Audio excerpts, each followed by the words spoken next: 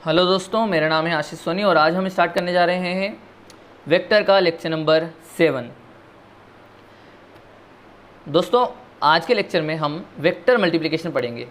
ठीक है, vector multiplication आज का जो लेक्चर है दोस्तों वो 11th वालों के लिए इम्पोर्टेंट तो है ही, मगर आज मैं बोलना चाहूँगा कि जो बच्चा 12th का है और अगर वो इस लेक्चर को देख रहा है तो प्लीज़ आप इसको एंड तक देखना, क्योंकि आज आपको कुछ नई चीज़ें सीखने के लिए मिलेगी।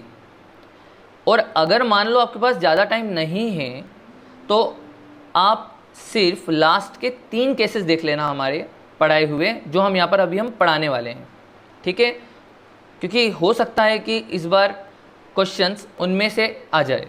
ठीक है, मेडिकल वाले तो खास कर, है ना। आईआईटी में तो एडिशन ऑफ वेक्टर इन सब से भी मिला के अच्छे से बनाते हैं।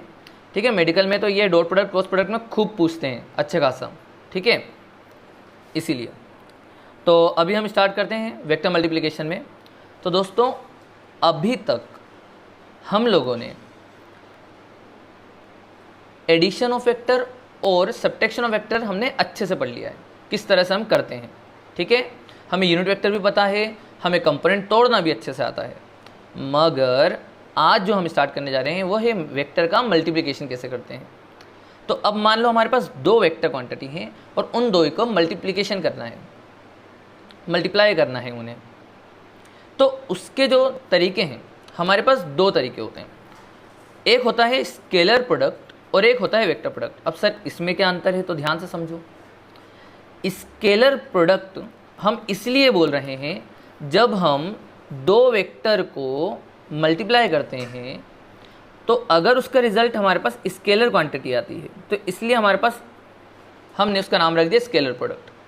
और अगर 2 वेक्टर को मल्टीप्लाई करने पर वेक्टर क्वांटिटी मिले तो हम उसको बोलेंगे वेक्टर प्रोडक्ट। बात समझ में आ रही है? आसान है ना। देखिए, आपको यहाँ पर दिख रहा होगा, मैंने लिखा है यहाँ पर डॉट प्रोडक्ट और क्रॉस प्रोडक्ट।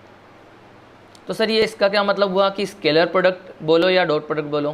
तो इसका मतलब ये है, देखो स्केलर प्रोडक्ट का मतलब तो आप समझ गए होंगे कि जब भी हम 2 वेक्टर का प्रोडक्ट करते हैं तो उसका रिजल्ट अगर स्केलर आए, देखो 2 वेक्टर क्वांटिटी का मल्टीप्लिकेशन का रिजल्ट स्केलर आए तो हम इसको स्केलर प्रोडक्ट बोलते हैं। और अगर 2 वेक्टर का मल्टीप्लिकेशन वेक्टर आए तो हम उसको वेक्टर प्रोडक्ट बोलते हैं।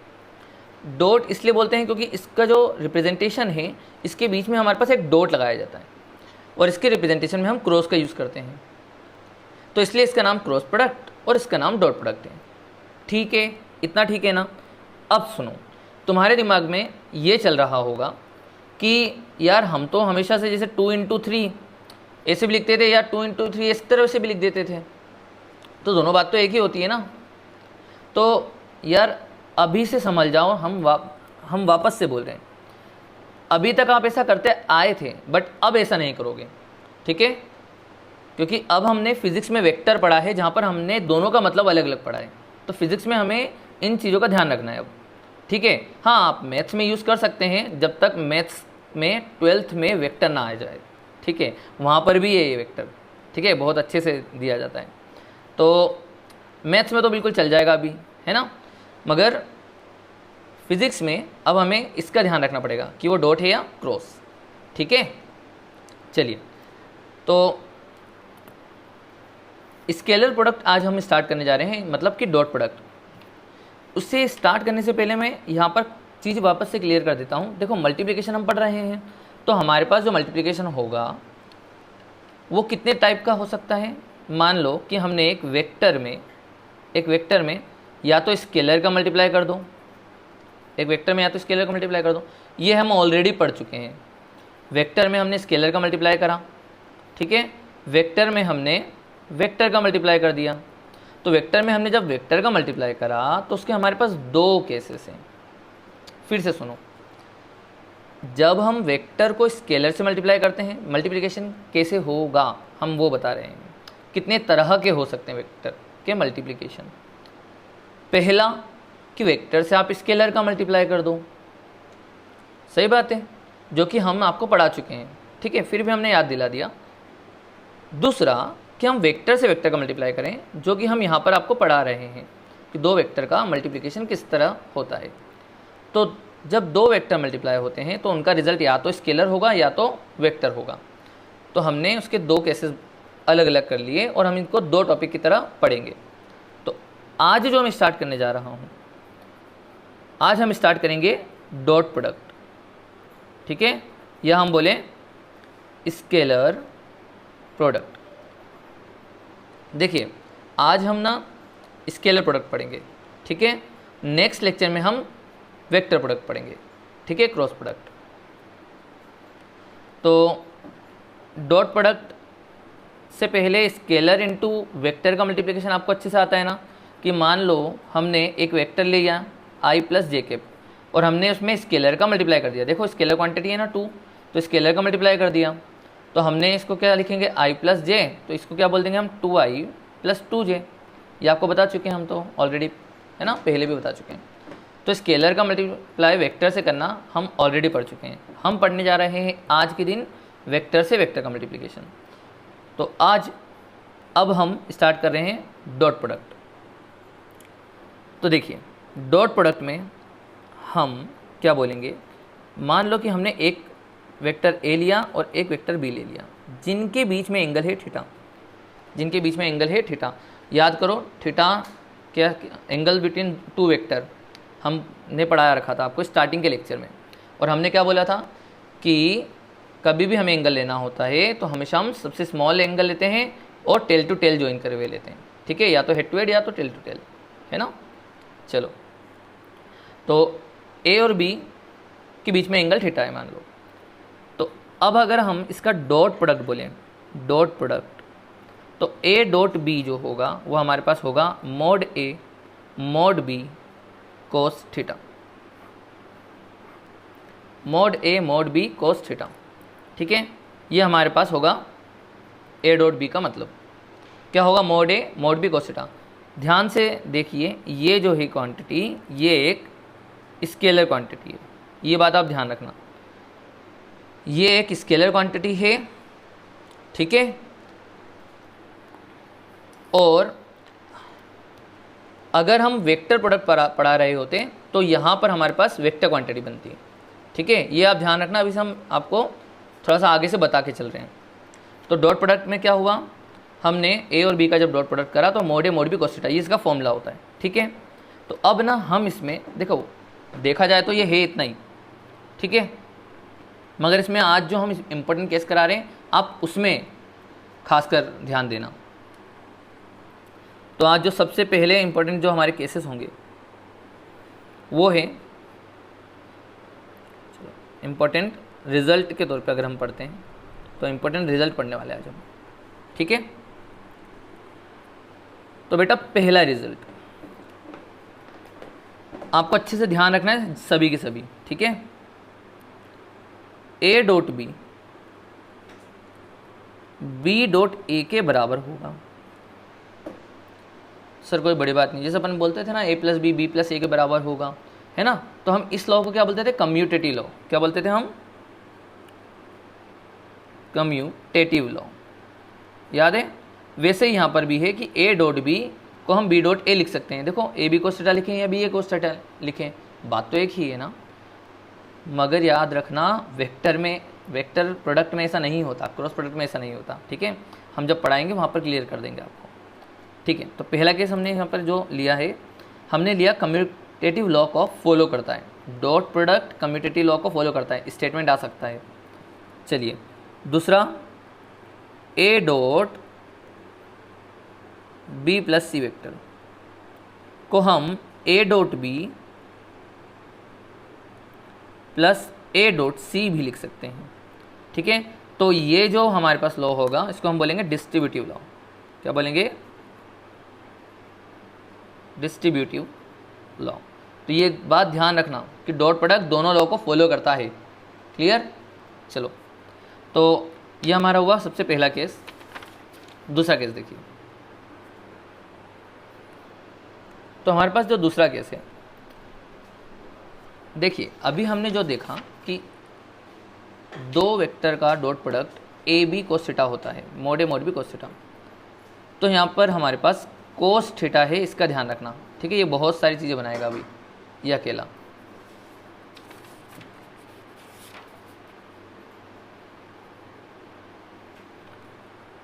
अब हम सेकेंड वाला पॉइंट ले लेते हैं। देखिए, अगर हमारे पास थीटा, अगर हमारे पास जो थीटा है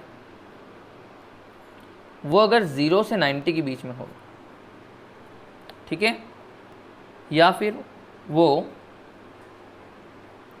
90 हो जाए, या फिर वो 90 से 180 के बीच में हो, यही 3 केसेस बन सकते हैं। मतलब ये वेक्टर किस तरह से बनेंगे, देखो ज़रा। अगर एंगल 0 से 90 है तो ए वेक्टर ऐसा और बी वेक्टर ऐसा बनेगा, ठीक है, मतलब कि एक्यूट एंगल। इस वाले केस में हमारे पास ये परपेंडिकुलर बनेंगे एक दूसरे के, और बेटा इस वाले केस में हमारे पास ये ऑप्टिस एंगल बनेगा, ठीक है, इस तरह से। तो अगर हम ये देखें कि अगर एंगल, देखिए हमने पढ़ा ए डॉट बी क्या है, mod A mod B cos theta. तो अगर वो थीटा एक्यूट एंगल होता है तो आपके पास ये value A dot B positive आ जाएगी, है ना। अगर एंगल क्या हो जाए, 90 डिग्री हो जाए, तो कोस 90 क्या हो जाता है, 0। तो हमारे पास ये बन जाएगा A dot B is equal to 0। और अगर ये ऑप्टिस एंगल बना ले तो हमारे पास A dot B less than 0 हो जाएगा, ठीक है। तो हमारे पास ये तीनों चीज़ें हमें अच्छे से पता होना चाहिए। तीसरा कि इफ़ थीटा अगर हम 0 डिग्री लें, इफ़ थीटा हम 180 डिग्री ले लें, तो हमारे पास क्या होगा। तो ध्यान से समझता हूँ। तो जब हम 0 डिग्री में ए डॉट बी करेंगे ना, तो हमारे पास मोड ए मोड बी मिलेगा, क्योंकि कोस 0 1 होता है। और अगर हम 180 डिग्री में करेंगे तो क्या मिलेगा बेटा, माइनस ए इंटू बी। तो ध्यान से सुनो, ये है मैक्सिमम वैल्यू और ये है क्या बेटा, मिनिमम वैल्यू। ये ध्यान रखना है ना। डॉट प्रोडक्ट में मैक्सिमम वैल्यू कब मिलती है, जब 0 एंगल हो, ठीक है, और 180 पे मिनिमम वैल्यू मिलेगी, है ना। और साथ में अगर हम और आगे पढ़ें तो ये ज़्यादा खास तो नहीं, मगर ऐसा आपको थोड़ा सा याद होना चाहिए कि अगर थीटा अगर उसका 60 डिग्री होता या 120 डिग्री होता तो आप रिज़ल्ट क्या लिख देते हैं। तो सिंपली आप क्या बोल देना कि रिज़ल्ट अगर 60 डिग्री में देखें तो cos 60 1/2 होगा, ठीक है। तो आपके पास आंसर आ जाएगा mod A mod B by 2, और ऐसे ही 120 डिग्री में आ जाएगा mod A mod B by 2, आगे माइनस, ठीक है। ये आपको पता होना चाहिए। चलिए नेक्स्ट केस हम देखते हैं, fourth. If A dot B equal to 0, most important है ये, ध्यान रखना, ये बहुत ज़्यादा इंपॉर्टेंट है। मतलब इतिहास गवाह, इसमें बहुत क्वेश्चन आए हैं, ठीक है, ये ध्यान रखना। छोटी मोटी एग्जाम में बहुत ज़्यादा पूछा जाता है ये वाला, ठीक है, कि ए डॉट बी अगर 0 हो। अभी आपके सामने हमने पढ़ा दिया है ऑलरेडी, मगर हम उसको अलग से डिस्कस करना चाहते हैं। कहीं पर भी अगर आपको दो वेक्टर का डॉट प्रोडक्ट 0 मिले ना, कहीं पर भी अगर आपको दो वेक्टर का डॉट प्रोडक्ट अगर 0 मिले बेटा, तो आप समझ जाना। देखो पॉसिबिलिटी क्या है, पहले आप वो जान लो। पॉसिबिलिटी क्या है, या तो ए 0 रहा होगा, ठीक है, या तो बी 0 रहा होगा, या फिर आपके पास जो एंगल है ना, एंगल क्या होता है, जैसे फॉर्मूला क्या होता है, A dot B is equal to A B cos theta, ठीक है, ये होता है। तो बताओ अगर ए 0 हो जाए तो ये क्वांटिटी 0 हो जाएगी, बी 0 हो जाए तो ये क्वांटिटी 0 हो जाएगी, या फिर ये थीटा कितना हो जाए बेटा, 90 डिग्री, है ना, π/2 हो जाए, कितना हो जाए, 90 डिग्री। या हम बोल दें कि ए परपेंडिकुलर हो जाए बी से। ये बहुत ज़्यादा इम्पोर्टेंट है। ये तो हमने ए डॉट बी 0 बोला और आपको ये बताया, मगर इसके उल्टे क्वेश्चन बन जाते हैं कई बार, है ना। कैसे बनते हैं पता है, कि बोलते हैं दो वेक्टर आपस में परपेंडिकुलर हैं, ठीक है, ऐसे करके पूछते हैं वो, दो वेक्टर आपस में परपेंडिकुलर हैं। तो जब दो वेक्टर आपस में परपेंडिकुलर हैं, ऐसा अगर आपको लिखा हुआ दिख जाए तो समझ जाना तुरंत कि दोनों का डॉट प्रोडक्ट क्या होगा, 0, ठीक है। ये बहुत इंपॉर्टेंट है, वेरी वेरी IMP, ठीक है। 11th वाले बच्चे इसको तो बहुत ध्यान से पढ़ें, इसके ऊपर खूब सारे क्वेश्चन आते हैं, ठीक। अब अगर हम देखिए, अभी हम इस पर क्वेश्चन कराएंगे, ठीक है, अभी थोड़ी देर में एक और चीज़ के बाद पढ़ा लेते हैं जिससे कि आपको थोड़ा और क्लियर हो जाए। For orthogonal vector dot product की बात करें तो for orthogonal vector, orthogonal vector में देखो क्या होगा, क्या होता है, देखो आई कैप, जे कैप और के कैप, ये आपको याद है ना। ऑर्थोगोनल वेक्टर में हम कार्टेशियन फॉर्म में आई के, आई जे और के फॉर्म में लिखते हैं। तो आप खुद मुझे बताओ कि अगर हमने आई से जे का डॉट प्रोडक्ट करा तो ये दोनों तो आपस में क्या है, परपेंडिकुलर हैं। तो हमारे पास जब भी ए डॉट बी परपेंडिकुलर होगा, ए और बी परपेंडिकुलर होंगे, तो ए डॉट बी क्या हो जाएगा, 0। मतलब मैं आई कैप डॉट जे कैप करूँ, आई कैप डॉट जे कैप, या हम बोलें जे कैप डॉट के कैप या के डॉट आई, इन सभी का डॉट प्रोडक्ट क्या हो जाएगा बेटा, 0, है ना। बहुत आसान है। अच्छा जल्दी से बताओ, अगर मैं आई से आई का डॉट करता, मतलब कि इसी से इसी का डॉट कर देता, तो क्या हो जाता बताओ ज़रा भाई। ये भी 1 मैग्नीट्यूड, ये भी 1 मैग्नीट्यूड है, और दोनों ही cos 0 तो 1 होता है ना, तो ये तो क्या आ जाएगा, 1। तो आई से आई बोलो या जे से जे बोलो या हम के से के बोले, इन सब में क्या वैल्यू होगी इसकी, 1, ठीक है। मतलब ये कि हमें ये बात समझ में आ गई कि हम कभी भी किसी भी वेक्टर का उसी के साथ उसका डॉट प्रोडक्ट करें तो वो मॉड ए स्क्वायर बन जाता है, ठीक है। ए स्क्वायर भी बोल सकते हैं आप इसको, ठीक है, आप ये बोल सकते हैं, ठीक है। A dot A is equal to mod A square, ये बात आपको ध्यान रखना है, ठीक है। क्वेश्चंस में काम आएगी ये वाली चीज़, ठीक है, बहुत इंपॉर्टेंट है ये, क्वेश्चंस में काम आएगा। दिमाग चलना चाहिए फटाफट कि भैया यहाँ पर हमारे पास मॉड ए स्क्वायर बन जाता है, ठीक है। फॉर एग्जांपल जैसे अगर मैं आपको इसमें क्वेश्चन कराऊं तो आप ध्यान से समझना, ठीक है। जैसे हमें क्या बात समझ में आ गई कि अगर हमें ना कभी भी ऑर्थोगोनल वेक्टर फॉर्म में हो, मतलब कार्टेशियन फॉर्म में वेक्टर दे दिया हो और हमें मल्टीप्लिकेशन करना हो, तो देखो आई से जे का, जे से के का, आई से के का, के से आई का, सबका प्रोडक्ट तो 0 ही होता है। तो हमें मल्टीप्लिकेशन क्या करना चाहिए, खुद से खुद का, मतलब आई से आई का, जे से जे का। फॉर एग्जांपल मान लो हमने बोल दिया कि बेटा ए वेक्टर जो आपके पास है वो है 2i + 3j + 4k, और बी वेक्टर हमने बोल दिया i + j + k,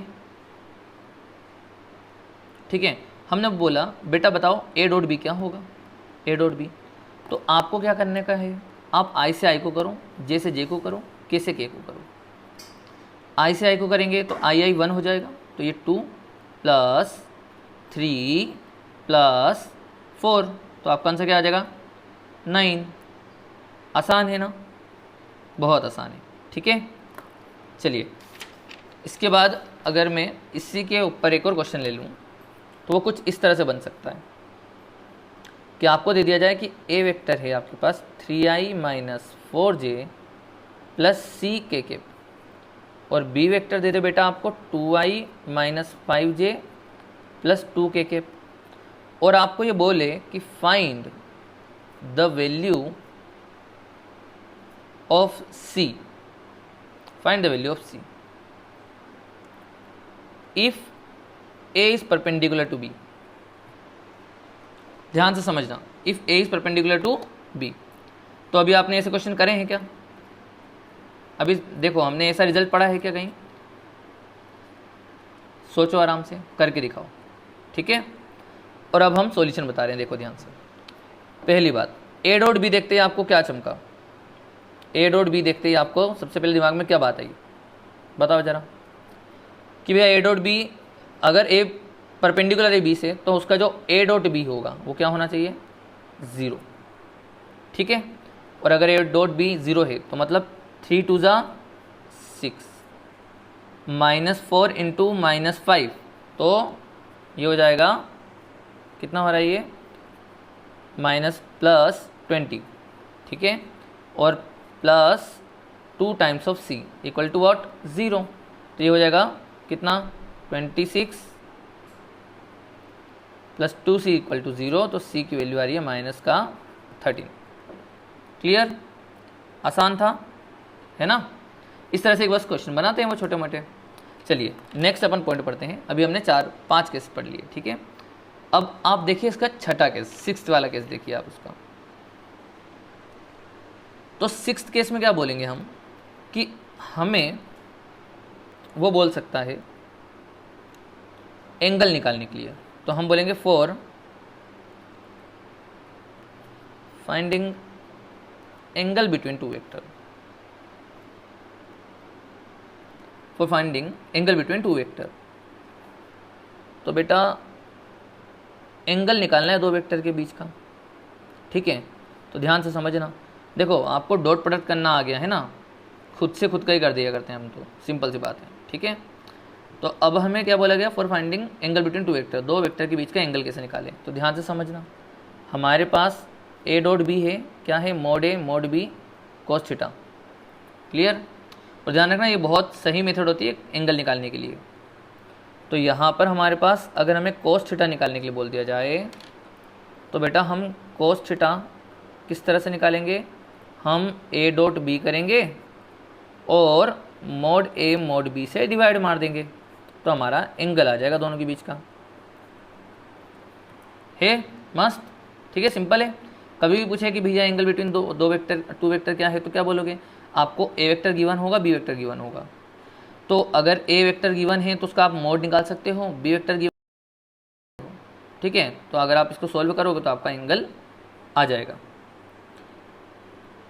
तो फॉर एग्जांपल मैं आपको यहाँ पर एक एग्जांपल ले लेते हैं क्वेश्चन की फॉर्म में। ठीक है, जैसे मान लो कि ए वेक्टर ले लिया हमने i - j + k, जबकि बी वेक्टर ले लिया हमने i + 2j + 3k। बोला बताओ इन दो के बीच में एंगल कितना है? तो अब एंगल निकालने का मेथड क्या है? सबसे पहले ए डॉट बी निकालो। तो बेटा ए डॉट बी बताओ, जल्दी से बताओ क्या आ रहा है? सर 1 × 1 1, -1 × +2 तो -2, और 1 × 3 तो +3। तो बेटा ये कितना हो गया?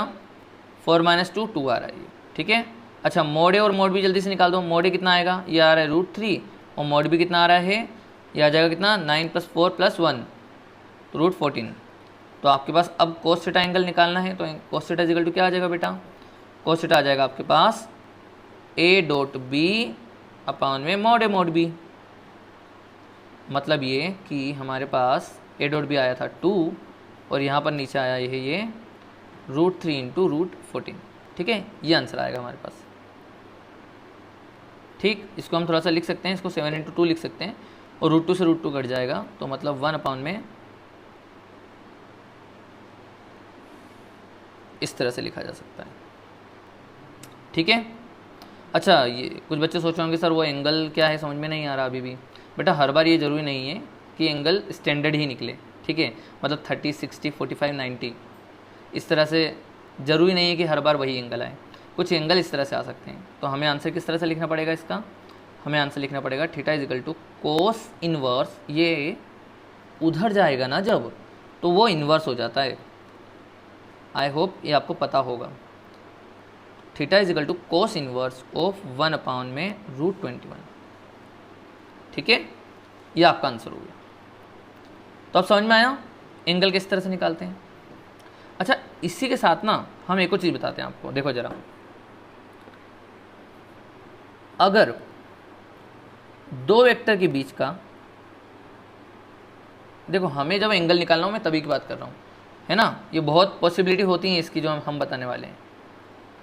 हमें एंगल निकालना है, कोई दिक्कत नहीं है, ए डॉट बी करेंगे और अपन में मोडे मोड भी कर देंगे, कोई दिक्कत नहीं। मगर मेरा ये कहना है सबसे पहले आप हमेशा चेक करो, है ना, फर्स्ट चेक कि ए डॉट बी कहीं ज़ीरो तो नहीं। सबसे पहले चेक करो कि ए डॉट बी ज़ीरो तो नहीं है। अगर ए डॉट बी ज़ीरो हो गया तो जाहिर सी बात है ये ऊपर वाली चीज़ ज़ीरो हो गई, तो cos theta zero, cos theta equal to zero आ जाएगा, मतलब थीटा कितना आ जाएगा 90 डिग्री। क्लियर है क्या? इस पर क्वेश्चन भी आया हुआ है, देखो मैं आपको कराता हूँ, नीट में क्वेश्चन आया था इसके ऊपर, ठीक है। क्वेश्चन बिल्कुल सिंपल सा दिया है उन लोगों ने। क्या बोला था उन्होंने क्वेश्चन कि ए वेक्टर है 3i + 4j + 5k और बी वेक्टर था आई थिंक 3i + 4j और -5k लिखा था। अब ये बोला गया कि बताओ बेटा इन दो के बीच में एंगल क्या है, एंगल बताओ। तो सबसे पहले आप ए डॉट बी निकालो, ठीक है। देखो वैसे भी निकालना तो पड़ता ही है, तो सबसे पहले आप चेक कर लो कि ए डॉट बी क्या है। तो ए डॉट बी निकालेंगे तो हम देखेंगे, देखो 3 3 9 16 और ये हो जाएगा -25। तो देखो ये हो रहा है कितना 0, तो आंसर क्या आ जाएगा थीटा इक्वल टू π/2। और ये बहुत सारे केस में आपके पास होगा, ठीक है। जैसे जब टेस्ट देते रहोगे तो उसके अंदर ये आपको मिलेगा, ठीक। तो ये था आपका 6th केस। अब हम पढ़ते हैं इसके आगे।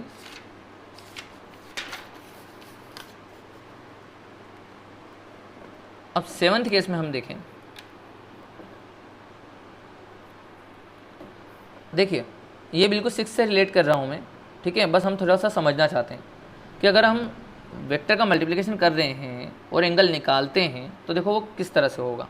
अगर हम जनरलाइज फॉर्म में देख लें तो देखो ए वेक्टर आपके पास क्या है, a1ik + a2jk + a3kk और बी वेक्टर क्या है, b1ik + b2jk + b3kk, ठीक है। हम जनरलाइज कर रहे हैं, जनरल फॉर्म में देख रहे हैं। तो जब हमने ए वेक्टर और बी वेक्टर ये ले लिया और हमने पूछा कि भैया एंगल क्या होगा, तो कोस थीटा आप देखिए कैसे निकालेंगे। आप क्या बोलेंगे, ए डॉट बी अपान में मोडे मोड बी, अपान में मोडे मोड बी। तो बेटा ए डॉट बी निकालो जरा, बताओ बताओ हमें ए डॉट बी क्या आ रहा है। ए डॉट बी में हम बोलेंगे आई से आई का मल्टीप्लिकेशन, मतलब a1b1 + a2b2 + a3b3 होल अपाउन। अब मोड ए, बेटा मोड ए कैसे निकालते हैं, किसी भी वेक्टर का मैग्नीट्यूड निकालना है तो हम क्या करेंगे, अंडर रूट में कोफिशिएंट का स्क्वायर, मतलब a1² + a2² + a3², याद है ना, भूल तो नहीं गए। उसी तरह से b1² + b2² + b3², ये आपके पास एंगल निकल जाएगा, ठीक है। अब अगर हमें ये बोल दिया जाता कि a और b परपेंडिकुलर हैं, a is perpendicular to b, तो आपके पास इसकी कंडीशन क्या बनेगी, तो आप बोलोगे कोस थीटा की वैल्यू क्या हो जाएगी, 0 के बराबर कर देंगे हम।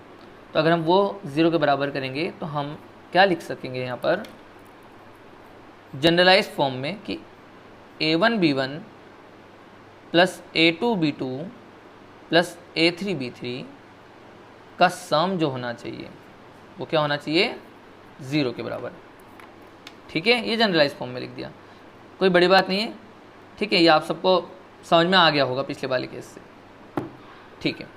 अब हम पढ़ते हैं 8th केस। सिंपल है, कोई बड़ी बात नहीं है, मगर क्वेश्चन में सीधे तौर पे दिख जाता है ये क्या लिखा है, देखो ध्यान से। और कई बार लैंग्वेज में देते हैं, मतलब आपको लैंग्वेज में बोल के क्वेश्चन देंगे, या कभी कभी ऐसे सीधे सीधे बना के दे देते हैं कि ए डॉट बी का जो मैग्नीट्यूड होगा, वैसे ए डॉट बी एक स्केलर क्वांटिटी है तो कोई बड़ी बात तो है नहीं, वो मैग्नीट्यूड ही होगा। तो ए डॉट बी जो होगा वो मोड ए मोड बी से हमेशा < रहेगा, ठीक है। कैसे प्रूफ करके दिखाओ जरा, बहुत सिंपल है यार।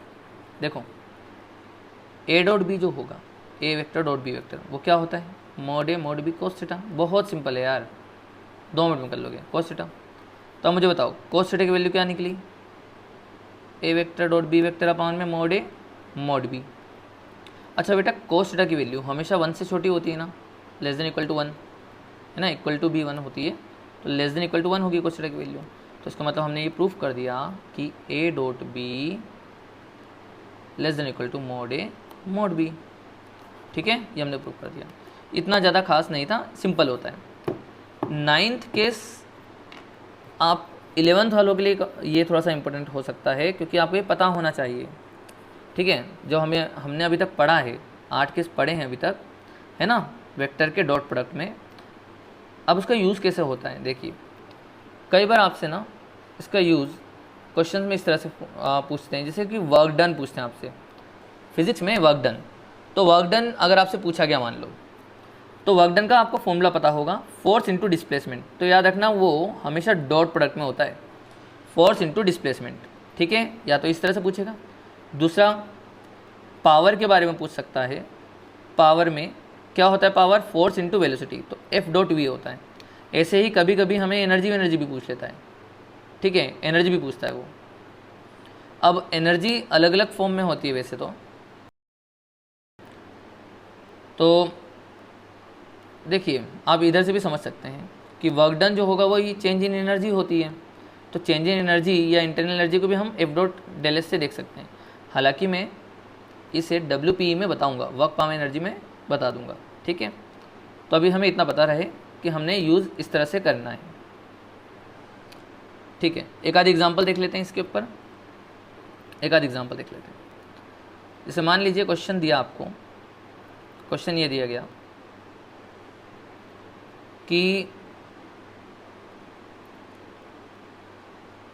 फोर्स जो है वो 2i + 3j + 4k है। किसी ब्लॉक पर या किसी बॉडी पर फोर्स इतना लगाया जा रहा है, और जो वो ब्लॉक है वो डिस्प्लेस हो रहा है कहाँ से कहाँ, i + j + k से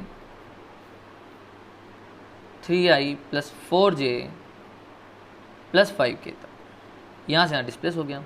तो बताओ जरा वर्क डन क्या है, क्वेश्चन पूछा गया। तो बेटा जल्दी से करके दिखाओ ये क्वेश्चन। ठीक है, जल्दी से करके दिखाओ क्या होगा वर्क डन। तो चलिए अब हम बताते हैं किस तरह से करना है।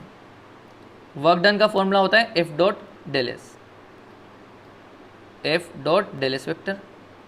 तो सबसे पहले फोर्स वेक्टर तो हमको क्लियर है, तो फोर्स वेक्टर लिख दिया हमने, 2i + 3j + 4k। अब डेल एस वेक्टर निकालना है, तो डेल एस वेक्टर पहले निकालो। ठीक है, डेल एस वेक्टर आप पहले निकालो। डेल एस वेक्टर क्या होगा बेटा, यहाँ से यहाँ डिस्प्लेस हुआ तो i में कितना चला, 3 - 1 मतलब 2i चला। उसी तरह से j में देखोगे तो 3j, उसी तरह से k में 4k। ठीक है, तो हमने निकाल लिया ये डेल एस वेक्टर, जो कि कितना आया है, 2i + 3j + 4k। ठीक है, तो अब हमें तो सिंपल सी बात है ना, यहाँ पर क्या आ जाएगा आपका, 2 to the 4, 3 to the 9, 4 4 the 16। तो आंसर आपके पास कितना आ रहा है, 29। तो ये आपका वर्क डन आ गया। ठीक है, सिंपल था। अच्छा, इसी में कुछ और केसेस भी हैं, इसी में कुछ आपको ना छोटी मोटी चीज़ें पूछी जाएंगी। जैसे कि एक क्वेश्चन ऐसा पूछा जा सकता है कि एक पार्टिकल है जो कि सर्कल में घूम रहा है, एक पार्टिकल है जो कि सर्कुलर मोशन कर रहा है या सर्कल में घूम रहा है विथ वेलोसिटी v। ठीक है, तो बोला गया ये जो रस्सी है ना, ये जो रस्सी है, अच्छा रस्सी में टेंशन अंदर लग रहा होगा, तनाव खिंचाव अंदर लगेगा उसमें। तो ये पूछा गया कि टेंशन का वर्क डन क्या होगा। सिंपल सी बात है यार, टेंशन अंदर लग रहा है, वेलोसिटी टेंजेंशियल है, दोनों के बीच में जो एंगल है वो 90 डिग्री है। और अगर एंगल 90 डिग्री है, अगर एंगल 90 डिग्री है तो आपके पास वर्क डन क्या हो जाएगा, 0। उसी तरह से पावर पूछता तो वो भी क्या माना जाता, 0, force into velocity, force into velocity. और वैसे वर्क डन में भी फोर्स अंदर लग रहा था, डिस्प्लेसमेंट ऊपर हो रहा था, है ना, टेंजेंशियली होगा।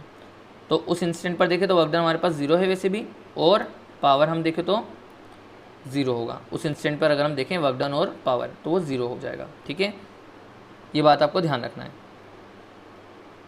चलिए अब इसका जो 10th केस है सबसे ज़्यादा इंपॉर्टेंट है, वो आराम से ध्यान से पढ़ना इसे। 10th केस बहुत ज़्यादा इंपॉर्टेंट है, ठीक है, ऐसे क्वेश्चन सीधे पूछे जाते हैं। जो 10th केस है वो है किसी भी एक वेक्टर का प्रोजेक्शन किसी दूसरे वेक्टर पर। जैसे मान लो हमने दो वेक्टर ले लिए, एक वेक्टर ऐसा और एक वेक्टर ऐसा, ये हो जाएगा ए वेक्टर, ये हो जाएगा बी वेक्टर। और हमसे ये बोला गया, पहला केस, कि projection of B vector along A vector निकाल के दिखाओ, है ना। क्या क्या बोलेगा बेटा, देखो सीधा यही क्वेश्चन आता है, यही लिखा आता है, प्रोजेक्शन ऑफ बी अलोंग ए, ऐसा आपको बोलेगा। तो पहले हमारी बात ध्यान से समझो, अगर हम इसका प्रोजेक्शन यहाँ पर डालें, इसका जब प्रोजेक्शन मतलब शेडो जब यहाँ पर आएगी ना, प्रोजेक्शन यहाँ गिरेगा ना, तो ये जो होगा ये आपको बोला जा रहा है निकालने के लिए। अच्छा दोस्तों, अगर ये बी है तो हम ये पढ़ चुके हैं रिजोल्यूशन ऑफ वेक्टर में कि अगर बी है तो ये कंपोनेंट क्या होगा, बी कोस थीटा, थीटा के अलोंग वाला कोस, है ना, और थीटा के परपेंडिकुलर वाला साइन, ये हमको अच्छे से पता है। तो हमें निकालना क्या है बेटा, वैसे बी कोस थीटा। तो आप सिंपल सा काम करना, आप सिंपल सा ये काम करना कि ए डॉट बी आपका क्या होता है, mod A mod B cos theta.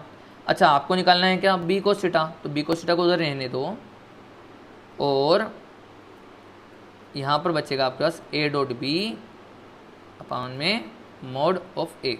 Answer खत्म, ये आपका आंसर आ गया, ठीक है। आपको ऑर्थोगोनल वेक्टर के फॉर्म में होगा तो ए वेक्टर दिया होगा, बी वेक्टर दिया होगा और आपको निकालने के लिए बोलेगा प्रोजेक्शन, तो आप इस तरह से निकालोगे, ठीक है। अच्छा, अगर हमें बोलता कि ए का प्रोजेक्शन बी पे, तो हमें ए कोस थीटा निकालना पड़ता। अगर ए का प्रोजेक्शन बी पे बोलता तो हमें ए कोस थीटा निकालना होता, तो हमारा आंसर हो जाता है A dot B divided by mod of B, ठीक है। चलिए, एक तो ये आपके पास आएगा, बहुत इंपॉर्टेंट है, सीधे क्वेश्चन आता है। और दूसरा आपके पास है projection of B perpendicular to A vector, projection of B perpendicular to A vector. अब ध्यान रखना, बी का ए के अलोंग करा, वो तो क्वेश्चन आता है, ठीक है। अब बी का ए के परपेंडिकुलर प्रोजेक्शन करना है, तो ध्यान से समझना अब ये, ठीक है, ये है इंपॉर्टेंट। तो अगर हमें परपेंडिकुलर तोड़ना है ना, अच्छा आप पहले दिमाग लगाओ जरा, किस तरह से निकालेंगे फिर, ठीक है। अभी जितना पढ़ाया सब उसके अंदर से निकालना है, ठीक है। आगे हम बताएंगे एक और इसका तरीका होता है, मगर अभी जितना पढ़ाया उतने के अंदर से बताओ किस तरह से निकालोगे। तो देखो हम बताते हैं, आई होप आपने सोच लिया होगा। अब देखो, हमें निकालना है कंपोनेंट परपेंडिकुलर वाला, मतलब आपको ये वाला निकालना है। अच्छा एक बात बताओ, क्या तुम ये वाला वेक्टर जानते हो, ये वाला, देखो ये वाला वेक्टर, ये तो दिया है ना बी, हाँ सर जानते हैं बी वेक्टर है। अच्छा क्या ये वाला वेक्टर जानते हो, ये वाला वेक्टर, ये वाला वेक्टर, तो ये वाला वेक्टर क्या हो जाएगा आपके पास, ये बी का प्रोजेक्शन था, बी कोस थीटा था। तो अभी हमें क्या निकालना है, ये वाला निकालना है ना, ये वाला निकालना है। तो बेटा ट्राइंगल लॉ लगाओ और सीधे सीधे इस वेक्टर को निकालो, तो देखो वो कितना आएगा, बी वेक्टर माइनस, देखो बी वेक्टर ये रहा और माइनस दिस वेक्टर, है ना, हमें ये चाहिए ना, ये वाला वेक्टर, ये वाला वेक्टर चाहिए। तो हमें पता है ना a प्लस बी जो भी है होता है, मतलब x plus Y is equal to Z, इस तरह से हमने पढ़ा था ट्राइंगलों में। तो अब हम वैसे ही कर रहे हैं, जैसे अगर मान लो मैंने इसको x बोल दिया, इसको y बोल दिया, इसको z बोल दिया, तो हम क्या बोलेंगे कि x plus Y is equal to Z है, तो हमें निकालना y था, तो हो जाएगा z माइनस एक्स, है ना। तो बेटा z क्या था अपने पास, तो z है अपने पास b वेक्टर, और x क्या है, मतलब b कोस थीटा, मतलब ये क्या आंसर होगा हमारे पास, या तो हम ऐसा लिखें या हम ऐसा बोल दें कि b minus a dot b vector upon में मॉड ए, ये आपका आंसर होगा, ये होगा आपका आंसर, ठीक है। कोई बड़ी बात नहीं, बहुत इजी था, ठीक है, मगर अगर नहीं पता होता तो दिक्कत आ जाती वहाँ पर, है ना। अच्छा इसी का दूसरा तरीका भी है एक्चुअली, इसका अल्टरनेट भी है, वो हम आगे आपको पढ़ाएंगे वैसे खैर, ठीक है, मगर आप फिर भी सुन लो। अल्टरनेट ये था कि बेटा निकालना तो हमें यहाँ पर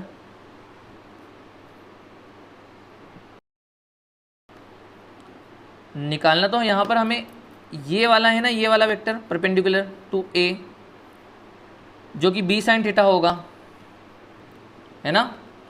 तो आगे जाकर हम आपको ना क्रॉस प्रोडक्ट पढ़ाएंगे, तो क्रॉस प्रोडक्ट में आपके पास ए क्रॉस बी होता है ए बी साइन थीटा,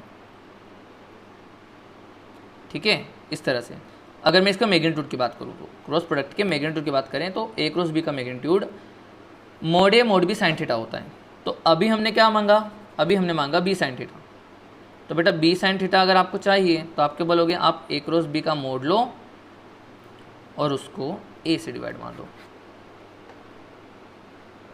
ठीक है। था आसान। देखिए आपको दोनों समझना पड़ेगा, ठीक है। 12th वाले बच्चे इन दोनों को बहुत इजीली समझ जाएंगे कि यार ये वाला ज़्यादा इजी है, ठीक है। मगर अभी हम बात करें कि इस फॉर्म में भी आंसर दिया जा सकता है, ठीक है। तो ये आपको दोनों ही अच्छे से याद रखना है, ये भी और ये भी। प्रोजेक्शन ऑफ बी अलोंग ए बहुत फेमस है, बहुत सारे क्वेश्चन पूछते हैं और ये वाला पूछा जा सकता है, ठीक है। ये कम लोगों को पता होता है। चलिए इसके ऊपर मैं आपको क्वेश्चन करा देता हूँ। तो क्वेश्चन आप अगर करें इसके ऊपर तो देखो, मान लो आपको बोल दिया गया कि find the component of A vector along B, और पहला क्वेश्चन हम दे रहे हैं ए वेक्टर है 3i + 4j और बी वेक्टर है i + j, ठीक है। तो इस वेक्टर का प्रोजेक्शन लेना है इसके अलोंग, ठीक है। तो करो, खुद से करो और फिर ही सॉल्यूशन देखना, ठीक है। अब हम बताने जा रहे हैं सॉल्यूशन। तो देखिए क्या करेंगे हम, इस बार हमारे पास ए रहा बी ए रहा थीटा एंगल और इसका प्रोजेक्शन चाहिए, मतलब ये। तो हमें पता है कि हमें ए डॉट बी क्या होता है, ए बी कोस थीटा। तो अभी हमें क्या चाहिए, ए का कोस थीटा।